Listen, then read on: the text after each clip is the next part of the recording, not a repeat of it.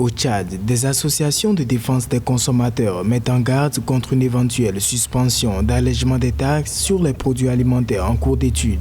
Le ministère des Finances et celui en charge du commerce avaient mis sur pied un arrêté conjoint portant exonération de la taxe sur les valeurs ajoutées et de droits de douane sur les produits de première nécessité, valable jusqu'au 31 décembre 2020. La décision du ministre tchadien des Finances et du Budget est quand même une décision unilatérale. Elle ne tient pas en compte l'aspiration de populations tchadiennes qui sont confrontées à des difficultés réelles, notamment des difficultés économiques et difficultés sociales. Vous savez très bien que le Tchad, qui a engrangé beaucoup d'argent, que ce soit au niveau du pétrole, que ce soit au niveau des recettes douanières. Et aujourd'hui, nous sommes face à une crise aussi sanitaire, une crise qui a mis le peuple tchadien à genoux.